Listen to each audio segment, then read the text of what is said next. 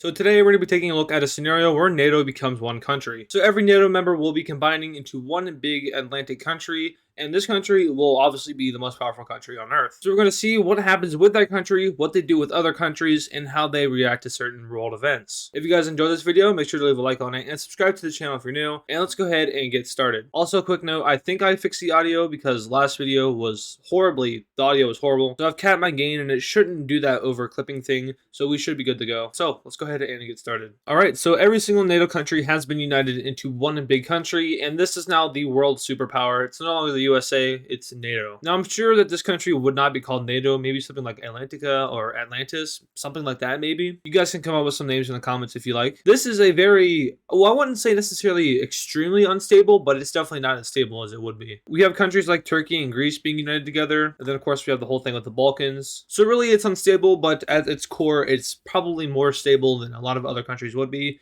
because these are a majority of first world countries, second world countries, and yeah, they'd probably be okay. So like I said, assuming that these guys are fine, we have a constitution or whatever being ratified, and the union is, I guess, recognized by the UN, and everything goes great for them. Now this would never happen in real life. I don't think there's even a chance of all these countries being united.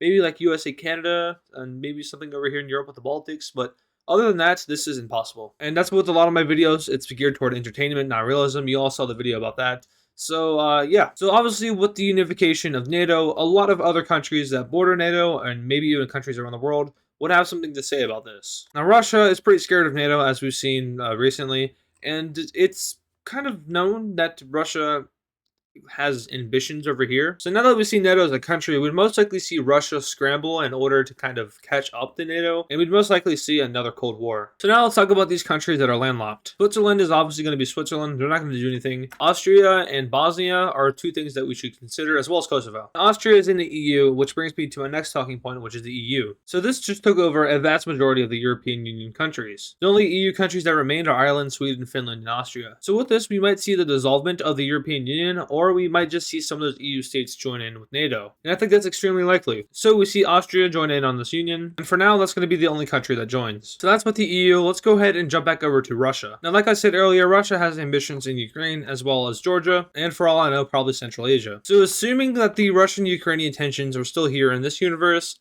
we might see Russia invade Ukraine while NATO is ratifying into one country. So I'm sorry, Ukraine, but once again, you're going to be invaded in one of my videos, and it's going to be going down just like how all my other Ukrainian invasions go. They push in, capture Kiev, blah, blah, blah, country falls. Would Ukraine fall that fast in real life? No, but I've gone over it so many times that there's no point in going over it again. Going over the Belarus, we all know that Belarus and Russia are good allies, and either we would see an alliance form between these two, or I guess an official alliance, or we would just see Belarus join Russia. And let's go ahead and assume that Belarus just joins Russia. So just like that, Russia has expanded its borders and NATO has expanded its borders. And if you can't tell already, I'm going to be mainly focusing on the European portion of NATO because the North American parts just really aren't going to do anything. So with Russia expanding, we could probably see some tension build up between the two. And this comes right after Moldova is annexed by Russia. So we have a pretty solid front line between the two. So going over to Georgia, we know that they are a NATO partner, which brings me into the next point of talking, NATO partner countries. Now Ukraine obviously got clapped and invaded, and Ukraine was a partner country.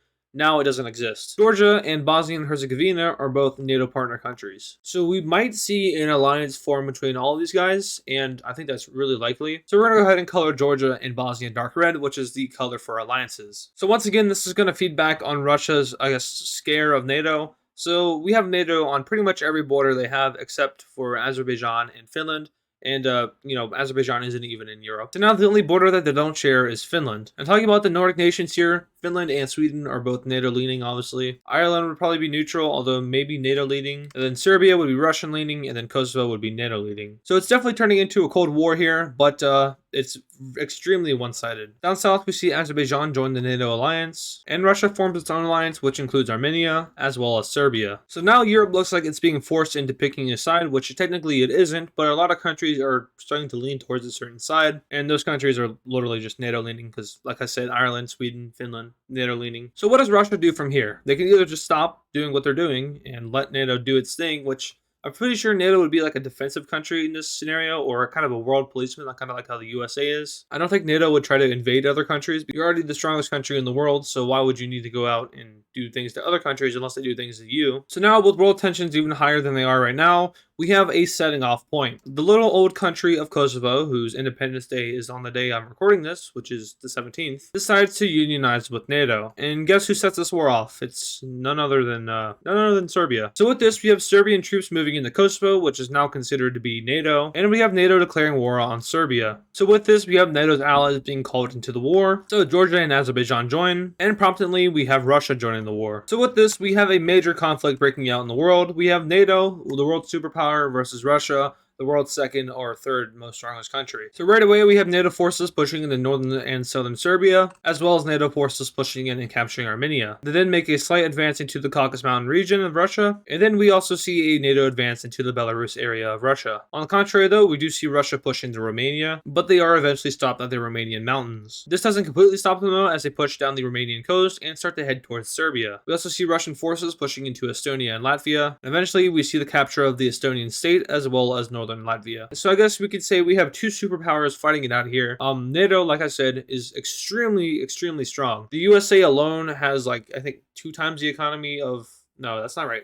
The USA alone has like, I forget what statistic it is, but like, I think their GPD is equal to the GPD of the top 5 combined or something like that. I think that's right. If you know what I'm trying to say, then just tell me in the comments. I'm losing my mind right now. But yeah, NATO is very strong. Russia is also pretty strong. And now we have the two powers fighting it out. So back down here in the Caucasus region, we have NATO troops pushing across into the Russian Caucasus. Although this is a very slow advance since they are invading mountains. Back over in Serbia, we see a landing made on the western Serbian shore as NATO forces make a landing and push into the country. Eventually, Belgrade is captured and Serbia collapses. Back over in Romania, we still have Russian forces advancing. They eventually make a breakthrough of the Romanian mountains and start to capture the area. With the state of Romania captured, they then start to push down towards Bulgaria. The Russians eventually meet the border of Serbia, although they show trouble pushing in as the area was recently captured by NATO. Now, Russia's plan here is to most likely cut off NATO into 2 pieces. If they can maybe push over to the Bosnian Sea, we would see a cutoff of Turkey and Greece from the rest of Europe, and from there they might be able to isolate and invade. The problem with that though is NATO is pushing into Belarus and eventually Ukraine, so that's a whole nother front line they have to worry about. They also have to worry about advancing their front line in the Baltics as well as Romania. So overall, Russia should probably be playing the defensive here, although they're probably going to do some offensives just to kind of get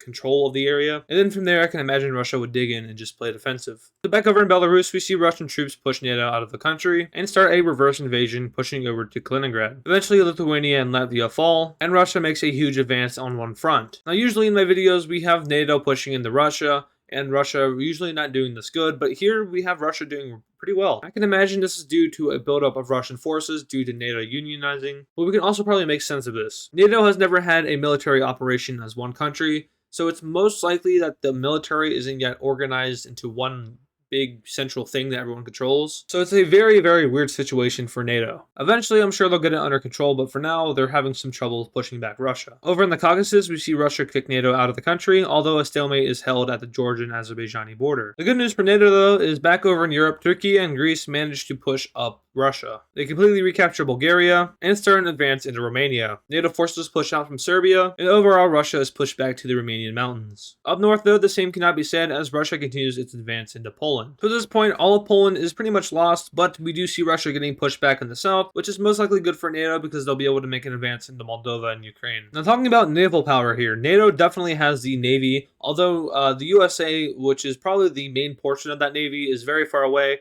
We can assume that they'll move their ships over to Europe and then centralize them there. And then the US Navy, along with all of the other European navies, would definitely kick back Russia in the Black Sea. So we're going to go ahead and presume that this is all under NATO control. So from here, we see NATO push up into southern Moldova, while also cutting off 2 Russian armies' communication, although they could technically just go through Ukraine. From here, they isolate and kick back the Russian army and start their advance into Ukraine. Over in Poland, we do see some pushback as NATO heads towards Kaliningrad, but down south, we do see Russian forces push into Georgia and Azerbaijan. Over in in Europe, we have Moldova being recaptured, and a push towards Crimea is started. We also see NATO start to push up towards Belarus, which gives concern to the Russian armies over here in the north. With this, we do see a withdrawal of Russian troops from the southern Polish area, and a stronger defensive set over here in Belarus. Eventually, NATO manages to push Russia out of Poland, as well as push back into Belarus. We do, however, see Russia hold on to the Baltics pretty well, but down south they should probably be a little bit more concerned as we see NATO push into Russia. They eventually manage to take over the entire Ukrainian state, and with this, Russia starts to reevaluate its defensive plan. Troops are immediately ordered to retreat out of the Caucasus, and are then stationed in the mountains. Troops in the Baltics are ordered to hold their front, and NATO eventually meets a new Russian offensive line. So now Russia and NATO are in a sort of stalemate, although NATO will eventually be able to overcome this defensive line, because like I said, NATO is on crack. So skipping ahead a little bit, we have some movement. NATO forces managed to land over here off the Black Sea and push into southern Russia, which promptly hurts Russia's defensive. We then see the effects of this take place across all of the front line as NATO troops start to push into Russia. Eventually, landings are made in the Baltics, which completely liberate all three countries, or I guess states, and a large-scale offensive is started into the country. Now, Russia is going to fall like it does in all my videos, so skipping ahead a little bit, we have Russia just falling back, and eventually Moscow is captured, and assuming that Russia would not use nukes, we have Russia surrendering. So looking at this peace treaty here, we have NATO kind of becoming Europe. So for the most part, NATO just took over Ukraine and Belarus, but they also did expand into some Russian territories, such as over here near the Black Sea, and then obviously Caucasia. Then of course, Armenia and Serbia were next. So with this, NATO has proved itself to be the world superpower. I guess it would be a little bit more than a superpower. What would you call a step above superpower? An extraordinary power. Something like that. I don't know. But Russia overall has been beaten back and reduced in territory. And now NATO is going to move into a sort of hardship. Basically, Turkey down here has, in real life, been straying away from NATO, sort of. And they're really not supporting this new union thing. So Turkey decides to declare its independence. So like I said, Turkey declares independence, which doesn't really go well with NATO. NATO says that Turkey doesn't have a right to declare its independence, even though it does say in the treaty that any country can leave at any time. But the main reason that NATO doesn't want Turkey to go is because Turkey is a main strategic point in a very important location for NATO if they want to do things in the Middle East or Russia. So with Turkey leaving, we also have Azerbaijan leaving. So we see this, and then we have Georgia remaining, which I'm not really sure what Georgia would do. After the war with Russia, Georgia opted to join NATO. So it's kind of unknown if they would side with Turkey or if they would side with NATO. But overall, we do see some countries start to move away from this unionized NATO. Now, overall, this isn't a huge deal for NATO. Now, Turkey is a very strong country, and it is the second most strong country in NATO. So obviously, they'd have some hands, and the USA would have to move its army over to Europe. So at first, Turkey and Azerbaijan take over Georgia. Now, this is all happening because it's a kind of a revolutionary war.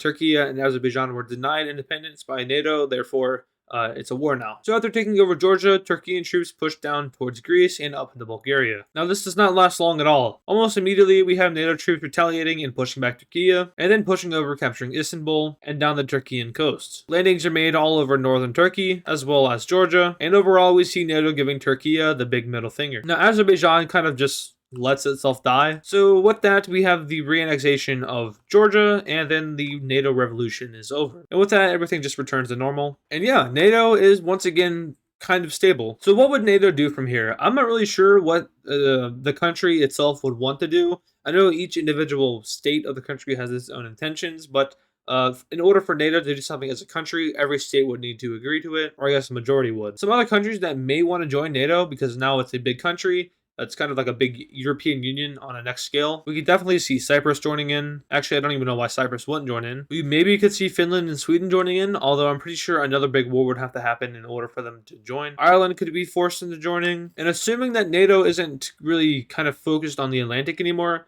we could see some other countries join in, such as maybe Australia or New Zealand. And if NATO were to live on and be stable as well as not collapse, NATO could very well become the next world order. I guess the first. NATO has unchecked power that no other country could overthrow. Maybe if the world combined into one big coalition against NATO, they'd be able to overthrow them. But considering that how strong NATO is as it is, I think that would just kind of weaken NATO. NATO doesn't have every resource on Earth, so they need to trade with other countries, so a big coalition against them would not really go well for them. But I have a feeling that they'd be able to hold out. And like I said, if there's other countries join, that's even more power for NATO. And with the progression of time, we could see NATO become imperial, so they could start invading other countries around them. And NATO would really have a shot at world domination here. although stability would be a big issue. So yeah, that's what would happen if NATO was a country. Obviously not realistic, but this is just an outlook of a possible scenario, all made for entertainment. So if you guys enjoyed this video, make sure to leave a like on it and subscribe to the channel if you're new. Thank you guys for watching this video, and I will see you guys in the next one.